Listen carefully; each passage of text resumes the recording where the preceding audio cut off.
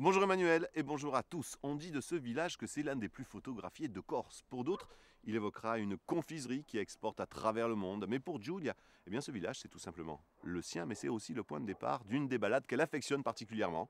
Nous allons à Soveri avec Giulia Pierini.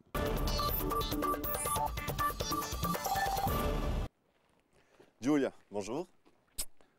Bonjour. Merci de nous recevoir dans ton village, Soveri, village paternel. Oui.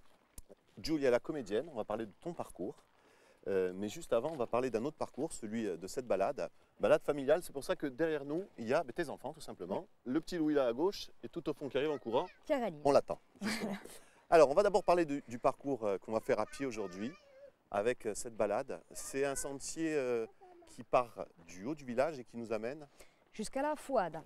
Et c'est un petit peu plus haut, là où se trouve le réservoir du village. Alors, c'est une balade familiale. Tu l'as découvert comment cette balade, toi? Alors moi, c'est les premières fois où je suis arrivée dans mon village, c'était à l'âge de 8 ans. Mes parents m'ont emmenée et mon père m'a pris par la main et m'a emmenée voir ce qu'était la nature, parce que j'étais parisienne. Et donc voilà, il m'a emmenée là et j'ai découvert la passion que j'ai aujourd'hui pour mon village.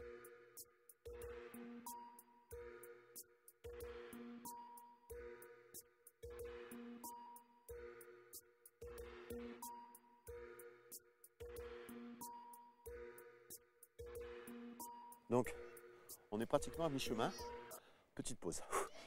Le réservoir, oui. C'est lui qui alimente donc Soveri. Tout le village par la source qui monte jusque là-haut dans les montagnes, qui s'appelle Forca, qui monte jusqu'au Padoulé.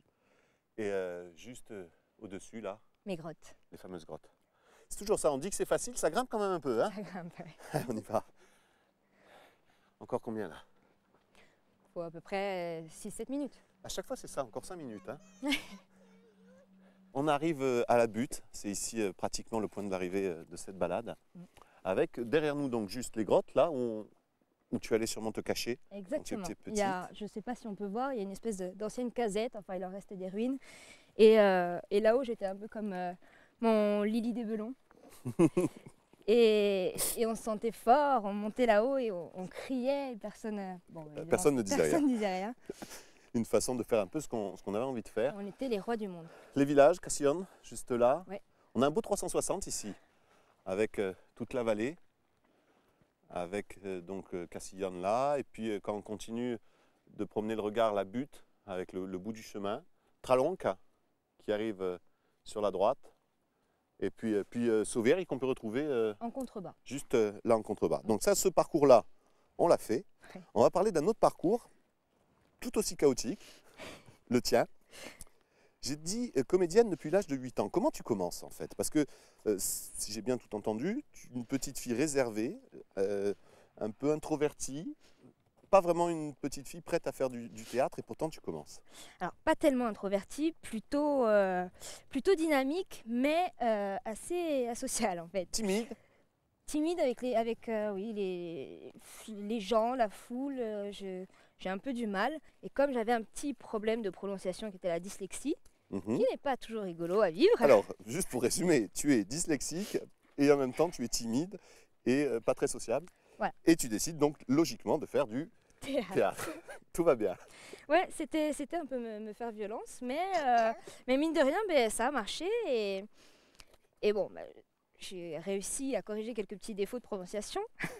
Ça va, tu t'en sors bien. Voilà. Mais le début d'un parcours, tu commences, tu as 8 ans et tu n'arrêtes pas le théâtre. Tu vas même continuer au plus haut niveau puisque tu fais le conservatoire. Alors voilà, très étonnant, j'y vais un peu à reculons parce que donc j'étais pas vraiment attirée par le milieu du théâtre et ça a été une révélation.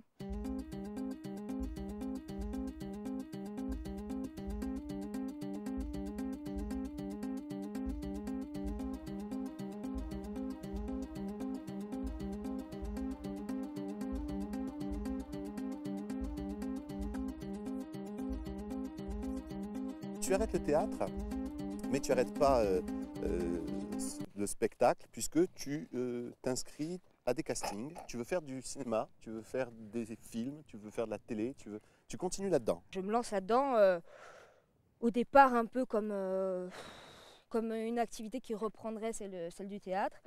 Et finalement, ça se révèle un métier, une passion. L'avenir pour Giulia, la comédienne, encore des allers-retours sur Paris, sur le continent, On des espère. castings, Oui, des séries, des films, et puis une envie qui vient petit à petit, celle d'écrire. celle d'écrire, oui. Enfin, sans prétention pour le moment, mais je voudrais essayer de me risquer à me trouver un rôle qui vraiment m'appartient. Donc, on va voir ce que ça va donner. Après avoir joué les personnages des autres, créer ton personnage. C'est ça. Pourquoi Voilà. pas. Merci en tout cas, Giulia, de nous avoir fait partager ce parcours, cette balade, et puis le tien. Il est presque l'heure du goûter, la petite s'endort. Merci, à bientôt. Avec plaisir. En ce qui nous concerne, on se retrouve bien sûr la semaine prochaine avec une autre rencontre, un autre lieu et évidemment d'autres souvenirs. Salut.